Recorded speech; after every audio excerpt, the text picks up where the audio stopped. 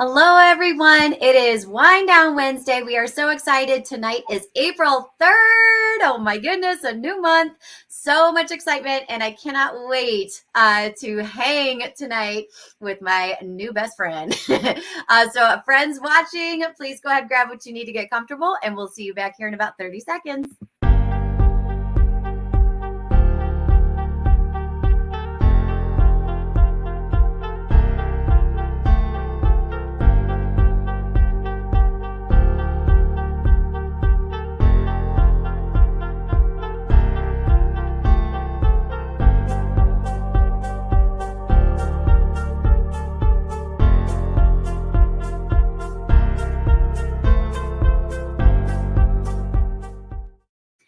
All right, everyone, welcome back. So excited for this evening. But before we jump in to our special guest tonight, I want to remind everybody that registration is now live for EmpowerCon.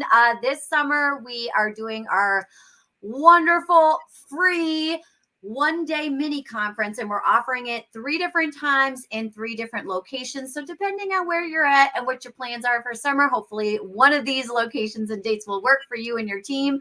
But please get registered now because there are limited spots available for each conference. So we are so excited for that. But for tonight, friends, I am so excited to be able to hang out with, I'm telling you guys, my new bestie. Everyone, this is Mandy. Mandy, how are you? Hi, everyone. My name is Mandy Yom. Thank you so much for having me on your show. I'm so excited to also share my passions and education and books, everything that we all love. Yes. Oh my goodness. So I am so excited because as we have been kind of getting to know each other and chatting and stuff, we have seen, like, we've had such good dialogues already about things that we have in common and some mutual friends even. But Mandy, for folks who may not have met you yet, tell us a little bit about who you are and some of the passions that have kind of brought us here together today. Okay, so my name is Mandy and my Korean name is Namju Yam. I immigrated to the States when I was 8 years old. And a little fun fact is that my birthday is February 27, 1972, aging myself, I know. And then my brother's birthday is February 27th, 1969. And my parents said they didn't plan it. So, okay. So when we decided to immigrate to the States, a lot of my aunts and uncles had gone to college in the States. So they were already here. My grandparents are already here. So my parents decided to come on February 27th, 1980 to say, happy birthday. Here is the gift of education, a land of opportunities. And because of the time zone difference, we left Korea on our birthday and we arrived in America on our birthday. So that is a little fun fact. And I think it's really special, obviously. So yes. So my birthday is coming. February 27th, 1979. Okay, sorry. Wow. Oh my goodness, that's incredible. Yeah. Wow. Okay. So that's how I immigrated to the States. And then I always loved school. I always loved children. First of all, I didn't speak a word of English when I came to the States. I didn't even know how to say hi. And we immigrated to Wisconsin, which was not a very diverse place. So there was no ESL, bilingual. There wasn't any of that. It was the sink or swim. Good luck to you. Okay. Oh, another fun fact. So I was in the middle of 2nd grade when I came to the States, but my aunt, my parents, even the school administrators, and I was this tiny little Asian girl. So they're and it's really with the best intent. They were why don't we start her off in kindergarten so she can learn from the beginning? Okay. So I was in the middle of 2nd grade when I came, and I was in kindergarten when I first came to America because I didn't know anything. So I was in 2nd grade. I was in kindergarten. And, if I would have stayed in that trajectory, I could have probably driven as an 8th grader. Could you imagine? Right, exactly. Drove yourself to school. Yes, but I mean, if you can't tell already, I love to talk. So by the time I was able to like acquire enough English to talk, I ended up skipping second grade. So I was only a grade behind instead of 2 grades behind. Okay, so that's my background. And then, so I'll just go back to, just loving school and things like that. So I went to UW-Madison for college. And I loved like science. So I was going to be a zoology major. Okay. I literally like carried like the dissecting scissors in my backpack. I love that.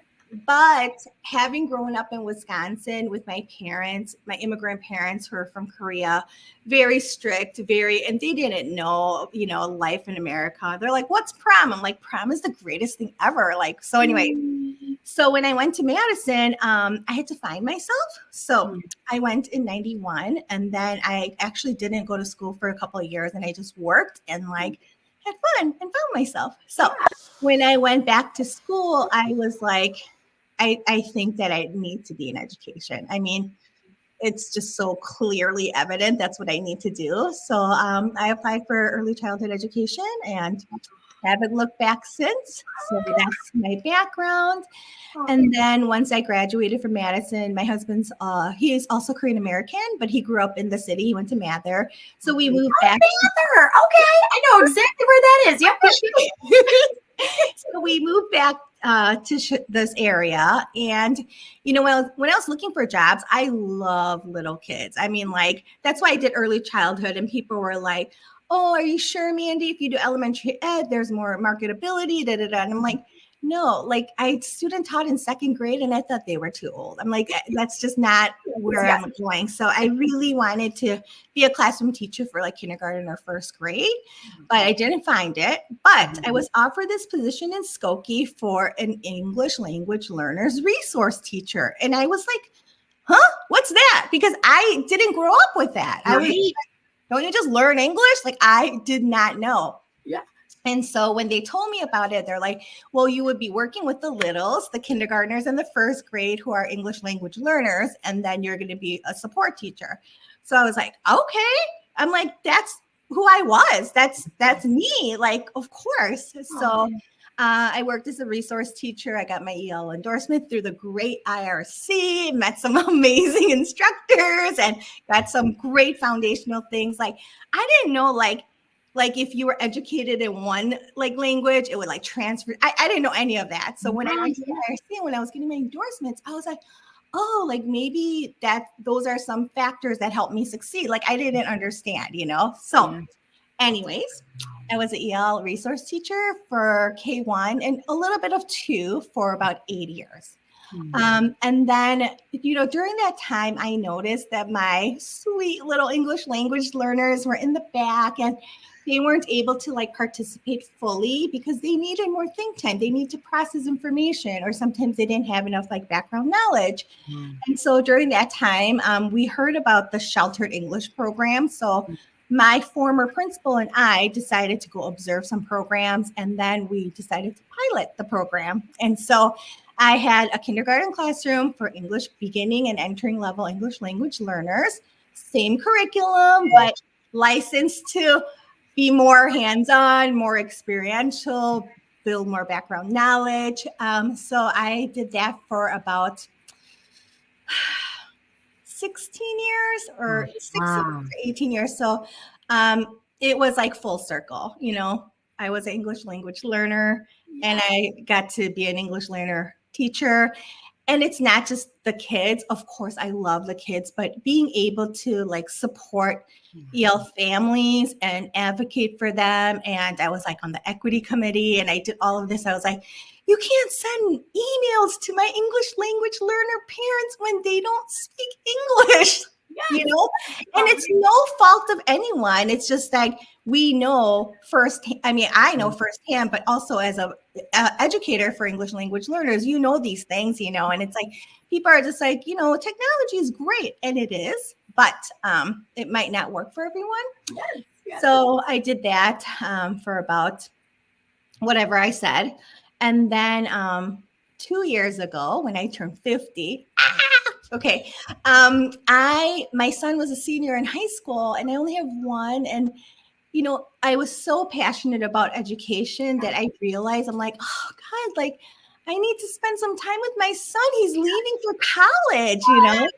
So I decided to retire early, but everyone's like, you're going to come back. You're going to come back. And I'm like, I don't know. So I retired early, semi-retired, whatever. So during that time, I was able to be home and like help my son and, hang around. But, he was a senior, so he was never home.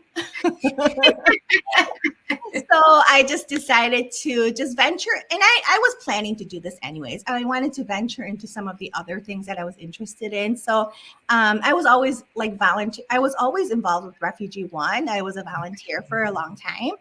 And so I did more of that. I took ukulele classes and I dropped out because look how beautiful my nails are. Yeah, and you have to keep them really short for ukulele. And so I loved it. I was like, oh, I just can't do it. I can't. So I did that. And then I actually am now working as an adjunct, part-time adjunct at Loyola University, teaching students to become educators. So, oh my goodness. Education background. What an incredible career. And I like it. Honestly, it inspires me so much, but I love hearing from your experiences, like firsthand experiences from being a student, and to all of these different ways that you have served and supported and advocated for students and their families, like over all these years. It's just like, it's so incredible. It really is. And it's the best. And like, I was, some of my former students are now like adults and they're like physical therapists, and they're like giving me tips on how I can like tweak, my tweaked back and like like this is amazing. So it's literally been such a blessing and so wonderful to have served in that capacity and support students and families. So and I'm like friends with tons of parents on social media, so it's great. I love that. That relationship, that connection, like it's lifelong, right? It never stops. Like they never stop being our students. Absolutely. Even when they grow up and have their own babies, like yes, absolutely. I call that then you become a teacher grandma. Yeah. For sure, I'm a teacher grandma. I love that. So the other part of your work is that you are also an author. I can't believe it. I still can't believe I actually did it. So yes. Oh my goodness. So this book is absolutely beautiful. And friends, if you're watching, go on Amazon right now and order it now. You will be so glad that you did if this is not already in your classroom library. But Mandy, tell us a little bit about the book and how it came to be, because this is going to be, everyone's watching this, they're going to be like, oh my goodness, like I needed this book. I almost want to tell everyone to like turn down their volume because I'm going to be like shrieking and eeking and like so amazing. So, okay. Let me take a deep breath. Okay. So as an educator for English language learners, and as an English learner myself, I always had dreamt about writing a book about my immigration story, very specific. So, but I started teaching early 2000s and there wasn't really a market. So I was told like publishers at the end of the day want to make money. And so like there weren't a lot of publishers that were interested in that at that time.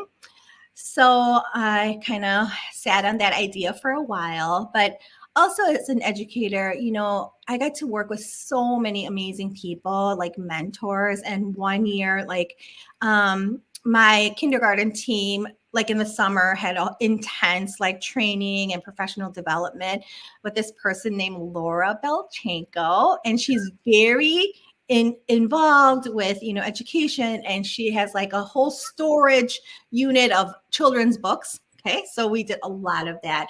So like during break once, I went up to her and I was like, I have this idea and I've been wanting to write this book. Do you have any tips for me? And so she told me, the highlights like magazines that you used to get when you were little? Yes. She told me that the highlights people have a foundation and they have this land in the middle of nowhere, Pennsylvania, where writers can go to write and learn about writing. So I decided, well, this is what I want to do. And there's many different sessions, but the session that I went to, I think it was like 4 days, 3 nights or something. And it was led by 3 authors. So they tell you, and so the workshop I went to was called the ins and outs of children's picture books. And literally it was like the ins and outs, like going from like idea to writing, to editing, to finding an agent, if you go to that route, to doing, advertising, marketing, and all of that. And it was so awesome because the people that were there, the 3 authors that were leading the workshop was Selena Yoon. So her really popular one is Penguin and Pinecone, but I think she has like hundreds of books. Okay. And then Carmen Oliver was another author, and one of her like popular or known books are like Bears Make the Best Reading Buddies.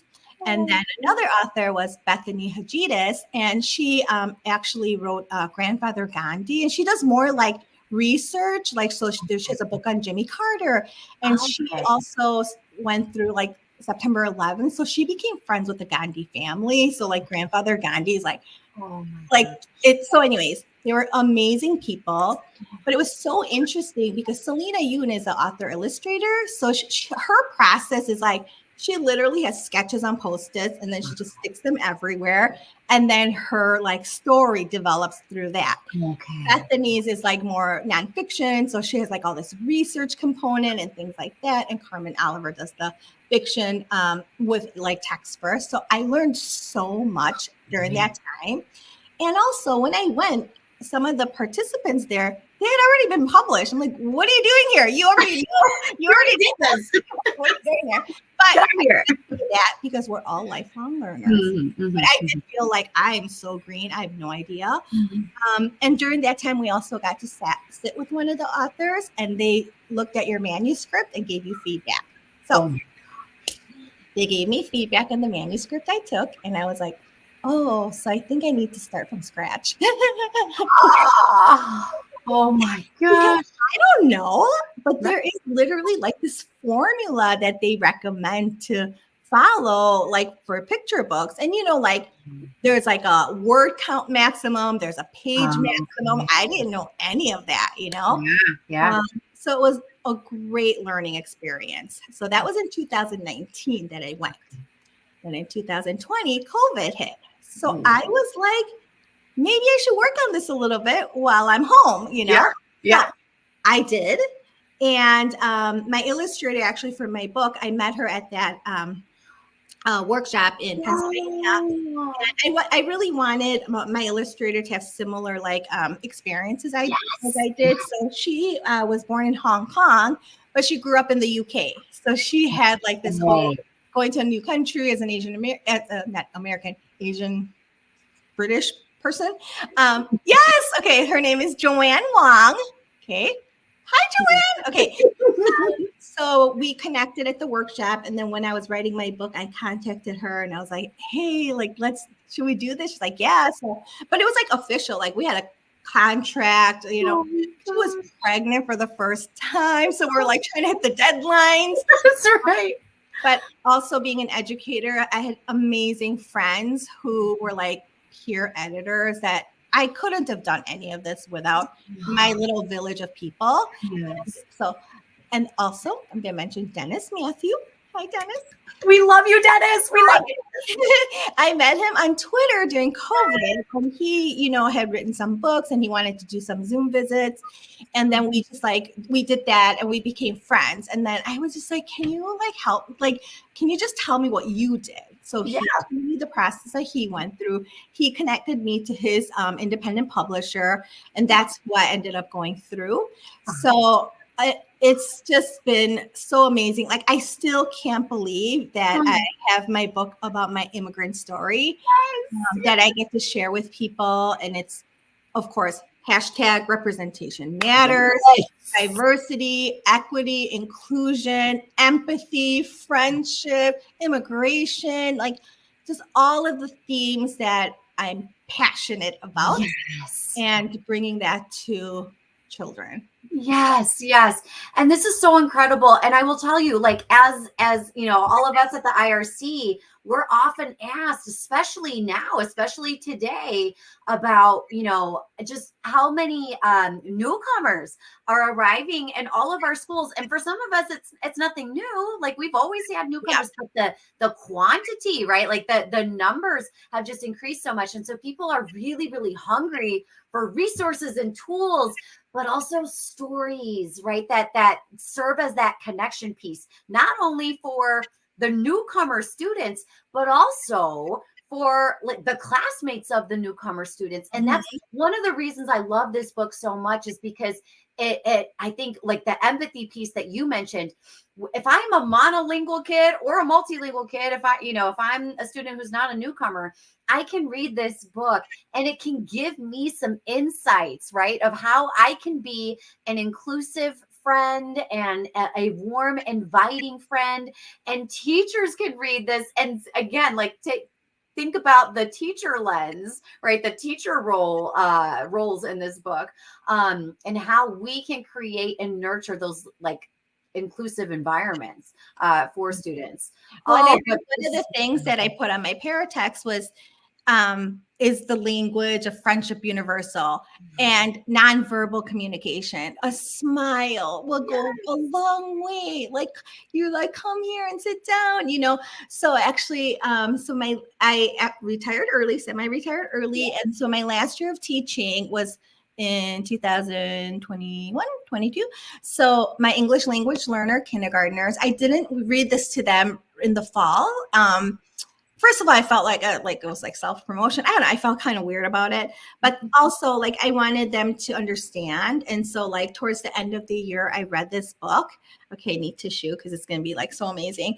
And I read this book, and one of my students who, like, was just starting to put together some phrases, and her eyes were like this, and she's like, "Mrs. Yom, you know English like me?" And I was like, yes, no English. Yes. Oh.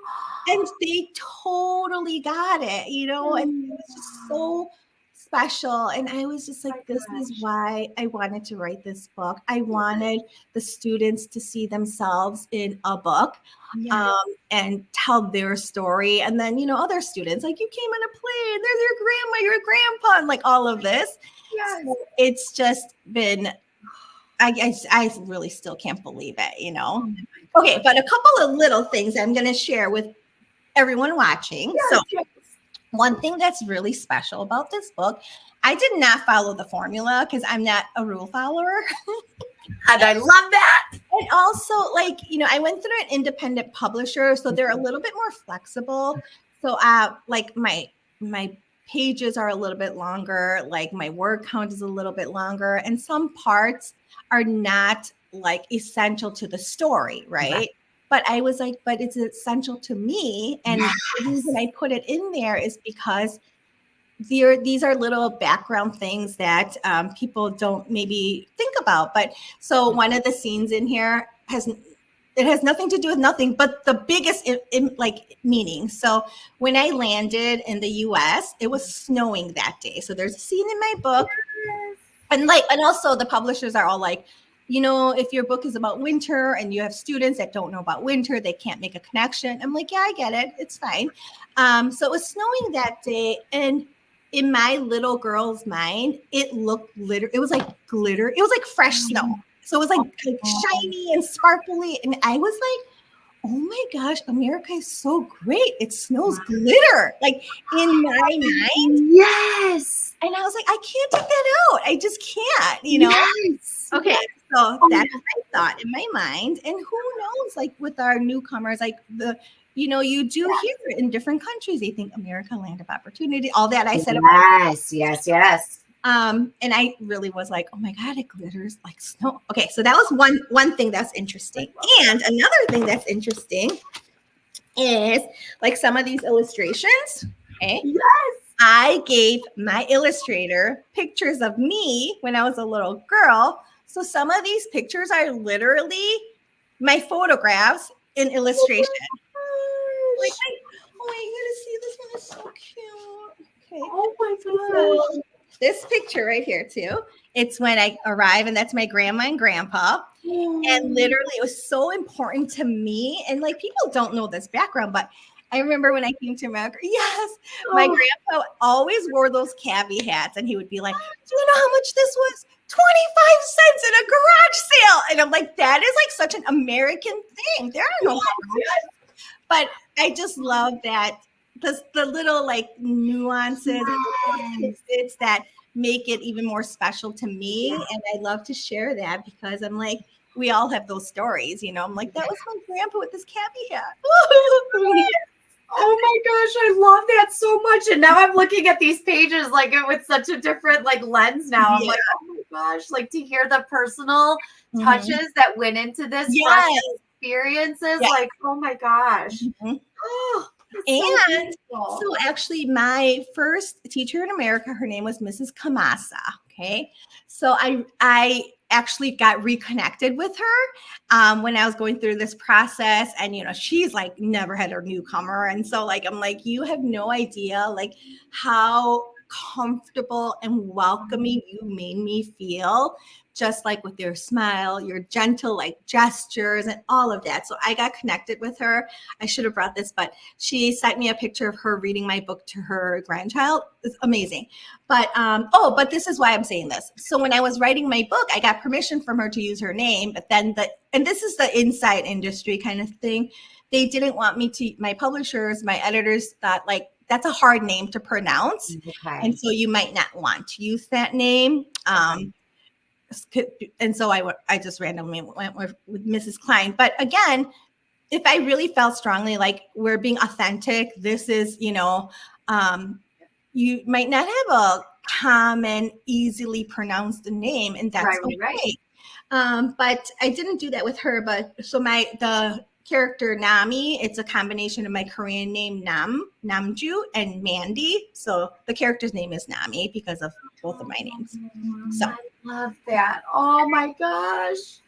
Oh, like I'm crying when you're telling about your teacher and like reconnecting with her and then having her read your book to her grandchild. Yeah. I know. Oh my gosh. I know. That really gets yes, I know. That just shows the impact of a teacher, you know. Yes, absolutely. It can be really good and or not, but we want to be really good and like life. It's like a memory, you know, like you just hold on to that. And I know, like, you know, we hear stories about even like celebrities and their teacher that like really supported them and encouraged them and like, so. Yes, truly, like we might not even like ever know the impact that we have on a particular student or a family member, right? A mom, a caregiver, an uncle, a grandparent. Like we might never know that impact ever, or we might not find it out until, 20 years later or so, but the impact is real and it's there. And I think that's a lot of the hard work that, that keeps us going. It sustains all of us. Well, and I think that hard work and like relationships, it's foundational. Like before anything, I when I meet my students and their families, like I don't even talk about school. I'm like, what country did you come from? What do you like to do? I'm like, do you like coffee? Do you like tea? Just getting to know them as people is so important. And it's like, I know teachers are very busy, and it's like people, sometimes don't do it because of time restraints. But I'm like, you know what? In the long run, if you make that commitment and that time to develop relationships, it's going to be so much better for the students, for the parents, all of that, Yes. And that relationship is like you said, it's so foundational because it is the vehicle then for the learning to occur that can't occur without having that relationship and that sense of trust and that sense of community. It's truly so important. Low effective filter. That's right. I love it. And I always laugh because I sometimes have done workshops on the affective filter and I've shortened it to AF. And I made like a bit.ly link and I wrote Spina AF. And my son's like, Mom, that's not what that means. I was like, no, I'm talking about this AF. Yes. This is the most important AF. Yes, exactly. So, Mandy, our time is just about up, but I do want to share. So, I know folks are right now like logging right into their Amazon accounts and adding this to their wish list right now. But how else do you share? Do you go into schools? Like, do you do author visits? I mean, I can't believe it, but yes, I do. So when I was, so I wrote it. I went to the workshop in 2019. I wrote it in 2020. It was published in 2021, but that was still during COVID. And most or all of my energy and time was focused on my first passion, which is teaching. So I did a few author visits at that time when I was working full time because, I have like teacher friends and they're like, can you come to my school? I'm like, yeah, of course, So I did just a handful of author visits. I also did presentations at the Skokie Public Library. I was at the Asian American festival in Evanston before. But then since I have a little bit more time now, I've been doing more of the author visits, and people are always like, well, what age this is for? And I'm like, I understand their question, but the support that I got from my district and my colleagues, like my 5th grade teachers are like, we're starting in an immigration unit, so we're using your book. And I'm like, oh my God. And then I've gone to high schools to talk about empathy and equity and representation and diversity. So because the themes are so universal, I'm able to share my book with a wide range of ages and grades. So I've done daycare, preschools, my favorite people on earth, 4 and 5-year-olds, all the way to higher ed, even in college. And so I actually work as an adjunct at Loyola now. And even last year, I was able to go to a Loyola class and share about the story and, all of the themes and becoming a writer. We all have stories.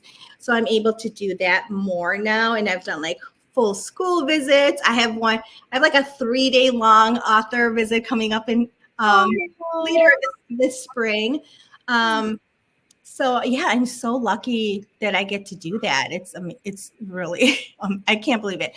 Oh, also, so yes, you can purchase my book on Amazon or even Barnes and Nobles and things like that. But if you purchase it through my website, okay, I use a certain percentage of my profits and give it back to immigrants and their families. So just being a teacher, my students' families weren't able to always get their school supplies or have extra field trip money or whatever. So I have a portion of that going towards that. And then I also have free downloadable lessons that go with the book. And I'm like, I'm a teacher. If somebody gave me a book and a few lessons, I'm good, Yes. So I have that too. And you can just learn more about my backstory. And that's it's the same as my Twitter handle. It's Namazin, NAMAZZN books.com. And that's my website for the books. Perfect. Thank you. So we've got your Twitter handle kind of going through. So we can take that, pop it into our search engines and get the book directly from your website so that profits and proceeds will go back. Oh goodness, that's incredible. That's absolutely incredible. And friends, as a general reminder too, after you get this book and you're going to love it, you're going to love it so much. Be sure you go on Amazon, Barnes & Noble, and give it a review. Yes. It's really, really important. It really, really is important for our authors. So make sure you are finding this and reviewing it. You are just going to love, love, love this book so much. You're going to want everyone in your school to have a copy of this book. You're going to want this in every single classroom, regardless of grade level. It's just absolutely beautiful. Mandy, thank you so, so much for your time and all the work that you do. And just over the years and the work that you continue to do to advocate and support and build up the next generation of educators serving and supporting. I'm so blessed to be able to do the thing that I'm the most passionate about. Beautiful. Yeah. Well, happy Wednesday evening, everyone. Thanks so much for joining us. We'll catch you next time. Bye.